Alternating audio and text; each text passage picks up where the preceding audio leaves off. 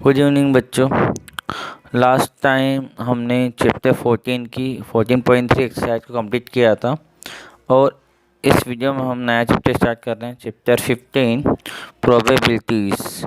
Probability जो होती है वो संभावना व्यक्त करती है, चांस बताती है कि कोई घटना या कोई इवेंट होगा या नहीं होगा। जैसे अगर हम दैनिक जीवन में देखें तो आज के दिन बारिश हो सकती है, तो हो और बदल हैं तो हो भी सकती है और नहीं भी हो सकती। ठीक है, तो संभावना रहती है। या फिर कोई दिन जैसे कि आने वाला दिन आज से ज़्यादा गर्म होगा, ज़्यादा गर्मी वाला होगा, तो हो भी सकता है और नहीं भी होगा। ठीक है, तो हम कह नहीं सकते क्योंकि संभावना बता सकते हैं कि चांसेस है, हो भी 100% हो भी सकता है, हमारी बात सही भी हो सकती है और नहीं भी होगी। तो हम केवल संभावना बता रहे हैं। तो इस तरह से हम दैनिक जीवन में प्रोबेबिलिटी का यूज़ करते हैं। ठीक है, हम ये भी कहते हैं कि ये लड़का पास इस एग्ज़ाम में 10th के एग्ज़ाम में अच्छे नंबर से हो जाएगा और सबसे टॉपर आएगा, सबसे ज़्यादा मार्क्स लाएगा। तो जिस भी लड़के के बारे में हम बात कर रहे हैं तो वो अच्छे नंबर ला भी सकता है और नहीं भी ला सकता है। तो उसके पीछे बहुत सारे चांस होते हैं कि वो पढ़ाई करेगा या नहीं करेगा, वो पढ़ता है या नहीं पढ़ता है, उसका बेसिक कंप्लीट है या नहीं है। तो बहुत सारे चांस होते हैं। तो संभावना हम व्यक्त करते हैं, लेकिन वो घटना होती है या नहीं होती है वो स्थितियों पर निर्भर करती है।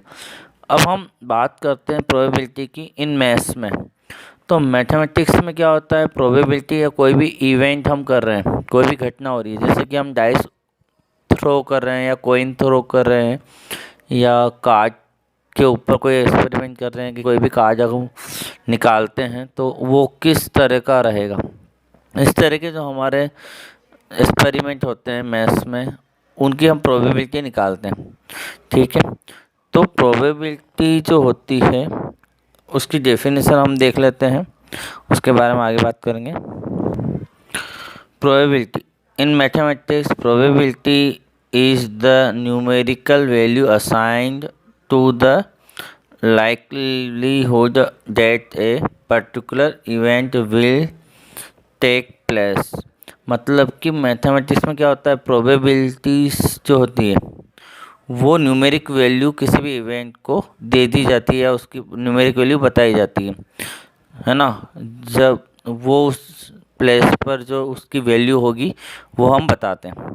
जैसे फॉर एग्ज़ाम्पल अगर हमने टॉसिंग ए कॉइन, एक टॉस किया है कॉइन को, तो उस पर जो हेड आएगा वो हेड आने की प्रोबेबिलिटी क्या है, तो उसकी जो न्यूमेरिक वैल्यू आएगी, उसकी जो नंबर से हम उसकी वैल्यू को बताएंगे वो होगी 1/2। ठीक है, तो प्रोबेबिलिटी मैथ्स में क्या होगी, किसी भी इवेंट को अगर हम न्यूमेरिक वैल्यू देते हैं या किसी भी इवेंट को न्यूमेरिक वैल्यू से एक्सप्लेन करते हैं या उसको रिप्रेजेंट करते हैं तो वो उस इवेंट की प्रोबेबिलिटीज होगी। ठीक है, अब इसके बाद टाइप्स ऑफ प्रोबेबिलिटी में हम 2 टाइप की प्रोबेबिलिटी के बारे में जानते हैं। फर्स्ट जो प्रोबेबिलिटी हमारी है एक्सपेरिमेंटल और एम्पिरिकल प्रोबेबिलिटी।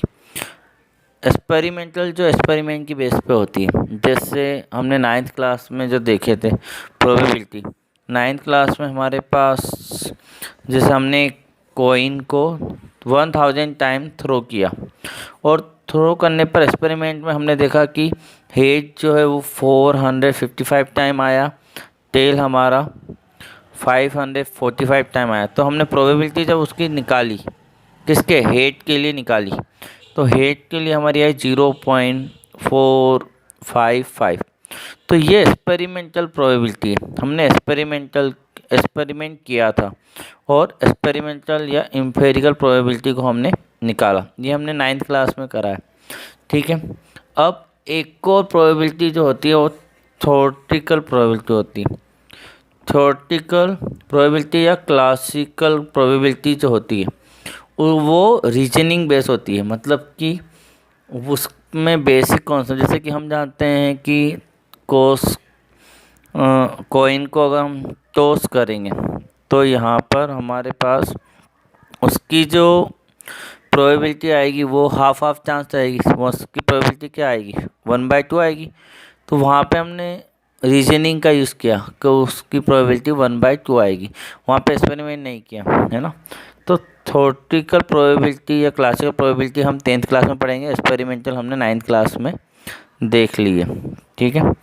तो सबसे पहले थ्योरेटिकल प्रोबेबिलिटी को हम किस फार्मूले से मतलब फाइंड करेंगे, तो फार्मूला वही रहेगा जो प्रोबेबिलिटी का फार्मूला होता है, ये हमने पहले भी 9th क्लास में डिस्कस कर रखा है। Number of favourable outcomes, number of all possible outcome, मतलब फेवरेबल आउटकम ऊपर की तरफ रहेगा upon total number of outcome नीचे रहेगा। इस फार्मूले का यूज़ करके हम प्रोबेबिलिटी फाइंड करते हैं। इसके बाद प्रोबेबिलिटी की जो वैल्यू होती है वो हमेशा 0 और 1 के बिटवीन होती है। प्रोबेबिलिटी PE से बताते हैं, प्रोबेबिलिटी ऑफ इवेंट, ई मतलब इवेंट। तो जो भी इवेंट हमें निकालना है उसकी प्रोबेबिलिटी जब हम निकालते हैं तो उसकी वैल्यू 0 और 1 के बीच में आती है, या फिर 0 के इक्वल भी आ सकती है और 0 से बड़ी आएगी, 0 से छोटी नहीं आएगी। मतलब प्रोबेबिलिटी का आंसर कभी भी माइनस में नहीं आ सकता कि PE = -1, ऐसा कभी नहीं होगा। -1 आंसर नहीं आएगा, -0.1 भी आंसर नहीं आएगा। प्रोबेबिलिटी हमेशा या तो 0 आएगी, या 0 से बड़ी आएगी, या 1 से छोटी आती है, या 1 के इक्वल आती है। 1 भी हो सकती है ना, लेकिन 1 से बड़ी 2 आंसर कभी नहीं आएगा, 3 आंसर कभी नहीं आएगा, 1.1 भी नहीं आएगा, और 1 आ सकता है, ठीक है। लेकिन 0 से छोटी नहीं होती है, 1 से बड़ी नहीं होती है, 0 हो सकती है, 1 हो सकती है, और इन दोनों के बीच में हो सकती है, ठीक है। 0.9 हो सकती है, इनके बीच में हो सकती है, ओके। अब डेफिनेशन हम देखते हैं सैंपल स्पेस की। तो यहाँ पे हम कुछ टर्मोलॉजी की बात कर लेते हैं, इंपॉर्टेंट टर्म। तो ये सैंपल स्पेस क्या होता है उसके बारे में पता होना चाहिए। तो the set of all possible outcomes of an experiment, मतलब जब एक्सपेरिमेंट प्रोबेबिलिटी निकालते हैं तो एक्सपेरिमेंट करते समय जो भी आउटकम्स हमें मिलते हैं, जैसे हमने कॉइन उछाला तो हेड या टेल आएगा, है ना। तो ये जो हेड और टेल मिला के ये जितने भी आउटकम्स को अगर हम एक ग्रुप बना दें, जैसे हेड और टेल का एक ग्रुप बना दिया, तो ये जो ग्रुप है इस ग्रुप को या इस कलेक्शन को ही हम क्या कहेंगे, सैंपल स्पेस कहेंगे। तो the set of all the possible outcome, मतलब सेट मतलब वही कलेक्शन हो गया, of possible outcome an experiment, experiment में जो भी आउटकम्स आते हैं, आउटकम्स मतलब जो भी हमें रिजल्ट मिल रहा है, एक्सपेरिमेंट का जो रिजल्ट मिल रहा है। जैसे हमने कॉइन उछाला, हेड आ गया तो हेड लिख दिया, टेल आ गया तो टेल लिख दिया, ठीक है, और फिर हेड आया तो हेड लिख दिया। तो इसका जो भी ग्रुप बना वो ग्रुप जो होगा वो सैंपल स्पेस कहलाता है। Individual outcome in a sample space are called the sample. और हेड और टेल का जो पूरा ग्रुप है उसमें एक एक पॉइंट की बात करें, अगर हेड की बात करें तो ये सैंपल पॉइंट कहलाएगा, टेल की बात करें तो ये सैंपल पॉइंट कहलाएगा। तो हमें कुल मिला के एक्सपेरिमेंट करते समय जो भी आउटकम्स आता है उन सभी का कलेक्शन क्या कहलाता है, सैंपल स्पेस कहलाता है, ठीक है। तो ये हो गई हमारी सैंपल स्पेस। अब हम देखते हैं नेक्स्ट डेफिनेशन, इवेंट। इवेंट जो होगा the collection of all or sum of the possible outcomes, मतलब कि जितने भी एक्सपेरिमेंट हमने किए या जब भी कॉइन उछाला और जो भी हमें रिजल्ट मिला, जो भी आउटकम्स हमें मिला है, उस आउटकम्स में या तो उन सभी आउटकम्स को ऑल या सम, या तो कुछ आउटकम या सारे आउटकम्स को हम इवेंट कहते हैं। जैसे हमने कहा कि एक डाइस उछाला, एग्जाम्पल के लिए टॉस है डाइस, और उसमें टोटल आउटकम क्या आ रहे हैं, 1 भी आ सकता है, 2 भी आ सकता है, 3, 4, 5, 6, है ना। तो ये सारे जो 6 आउटकम पॉसिबल है इनका जो ग्रुप हो गया वो तो क्या हुआ, सैंपल स्पेस, है ना। और इस सैंपल स्पेस के अंदर से जो भी आउटकम्स हम लेंगे तो वो एक भी हो सकता है और एक से ज़्यादा भी हो सकता है। जैसे कि हमें प्रोबेबिलिटी निकालनी है ग्रेट ओड नंबर्स के लिए, find the probability of getting the odd number with toss a dice. जब हमने टॉस किया एक डाइस को तो find the probability of for the odd number, getting the odd number. Odd number के लिए हमें प्रोबेबिलिटी निकालनी है। जब हमने एक डाइस को थ्रो किया तो हम क्या करेंगे, इवेंट कौन सा हो गए, ऑड नंबर हो गए। तो ऑड नंबर में 1 भी आ सकता है, डाइस के ऊपर 3 भी आ सकता है, 5 भी आ सकता है। तो यहाँ पे 1 भी एक आउटकम से, 3 भी और 5 भी है। तो इनका जो तीनों का मिला के जो कलेक्शन बना वो एक इवेंट हो गया। और इवेंट सिंगल भी हो सकता है कि हमें केवल 5 से ग्रेटर चाहिए, कि हमें प्रोबेबिलिटी निकालनी है जब हमारी इवेंट क्या हो, 5 से ग्रेटर हो। तो जब 5 से ग्रेटर होगा तो हमें पता है वो ओनली 1 इवेंट है, वो 1 आउटकम है 6। तो वो 6 1 ही आउटकम बना। तो इवेंट जो है वो एक आउटकम भी हो सकता है, सारे आउटकम्स भी हो सकते हैं, कुछ आउटकम भी हो सकते हैं, ठीक है, सम आउटकम, ऑल आउटकम या 1 आउटकम। तो ये इवेंट की डेफिनेशन है, ये हमने एग्जांपल दिया। तो हम आगे बढ़ते हैं, नेक्स्ट टर्म देखते हैं, इक्वली लाइकली इवेंट्स। तो outcomes of a event are called the equally likely events, ठीक है। इवेंट जो है वो इक्वली लाइकली कब होगा, इक्वल कब नज़र आएगा, जब सारे इवेंट के होने के चांस क्या होंगे, इक्वल होंगे। तो if they all have same chance of occurring, तो सारे इवेंट के होने के चांस अगर सेम होंगे तो वो इक्वली लाइकली इवेंट है।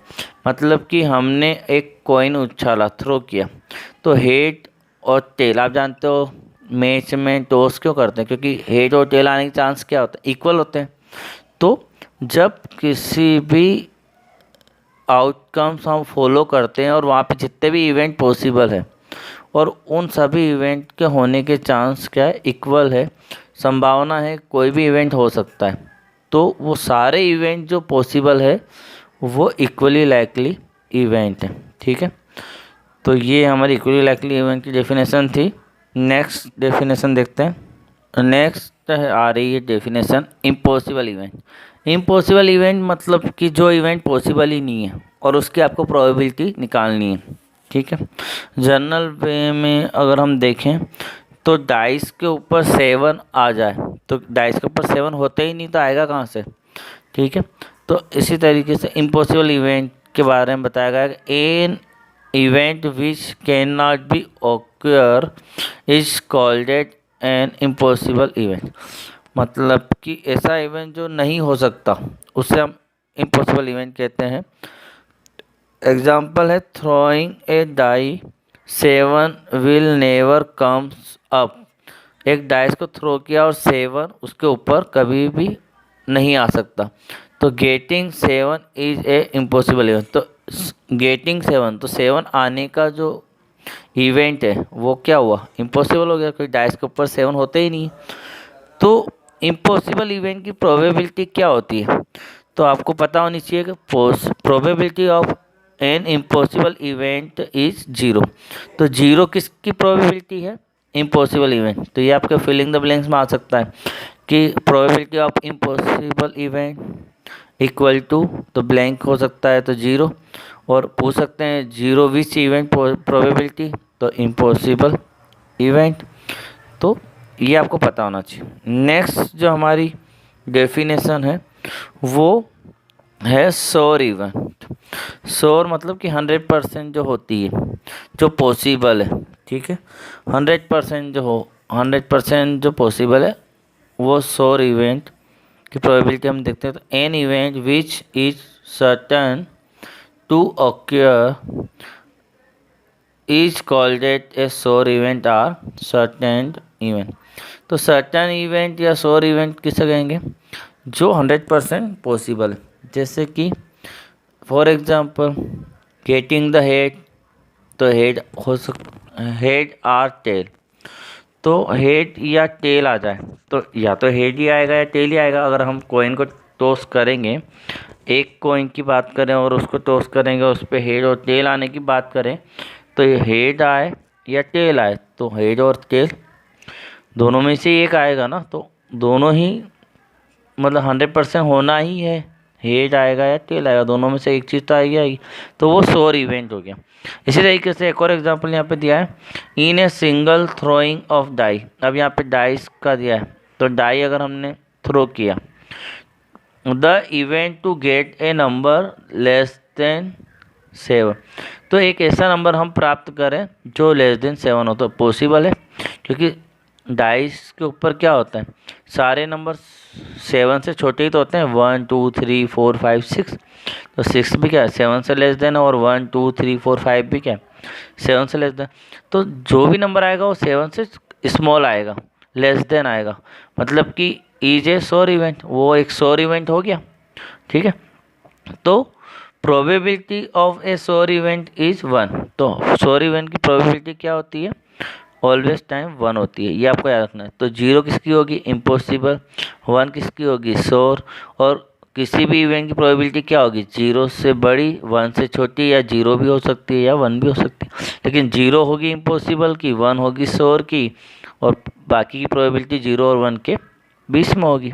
ठीक है, अब नेक्स्ट आ रही है हमारी definition, complementary event. Complementary event मतलब जो एक दूसरे के ऊपर डिपेंड है। जैसे हम कहेंगे कि डाइस के ऊपर लेस देन 5 आने की प्रोबेबिलिटी क्या होगी, तो 5 लेस देन 5 आने की प्रोबेबिलिटी और लेस देन 5 नहीं आने की प्रोबेबिलिटी, दोनों बातें एक दूसरे की विपरीत है ना। अगर लेस देन आएगा तो उसका जो आंसर आएगा, और लेस देन नहीं आएगा उसका जो आंसर आएगा, वो दोनों क्या है, कॉम्प्लीमेंट्री है ना। तो एक चीज़ होती है और एक चीज़ नहीं होती है। तो इसी तरह से यहाँ पर है कॉम्प्लीमेंट्री की डेफिनेशन कि if E denotes the happening of a event, मतलब ई अगर हमने ये माना ऐसा कोई इवेंट है जो होगा, हैपनिंग इवेंट है, and not E it's not happening the event, और नॉट ई क्या है, ऐसा इवेंट जो नहीं होगा। ठीक है, तो then E and not E are complementary event, तो ई और नॉट ई क्या है, कॉम्प्लीमेंट्री इवेंट होंगे, और हमेशा कॉम्प्लीमेंट्री इवेंट जो होंगे उनका सम क्या होगा, 1। ठीक है, अगर एक इवेंट होता है और वही इवेंट नहीं होता है तो उन दोनों का सम क्या होगा, 1। जिससे हमने कहा ना कि हेड आने की प्रोबेबिलिटी और हेड नहीं आने की प्रोबेबिलिटी दोनों का सम निकालेंगे, तो हेड आने की प्रोबेबिलिटी 1/2 और हेड नहीं आने की, नहीं आना मतलब टेल आएगा, तो नहीं आने की प्रोबेबिलिटी भी क्या है, 1/2, तो दोनों का सम क्या आएगा, 1 ही आएगा, हाफ और हाफ का प्लस क्या होगा, 1। अब अगर हमें फार्मूला निकालना है तो या तो आप ऐसे लिख सकते हो P E plus P not E equal to 1, या फिर आप बार लगा सकते हो, नॉट ई के लिए ई के ऊपर बार लग जाएगा, तो बार का मतलब यहाँ पे नॉट है, प्रोबेबिलिटी के अंदर नॉट ई है, तो आप ऐसे भी लिख सकते हो P E plus P E bar equal to 1, E bar मतलब नॉट ई।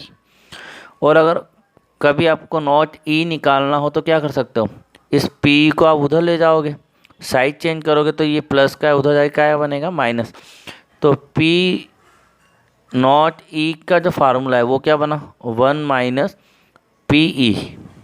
ओके, तो इस फार्मूले का यूज़ भी हम कर सकते हैं, तो ये फार्मूला आपको याद होना चाहिए बच्चों। वन मोर डेफिनेशन देख लेते हैं, तो वन मोर डेफिनेशन हमारी है एलिमेंट्री इवेंट।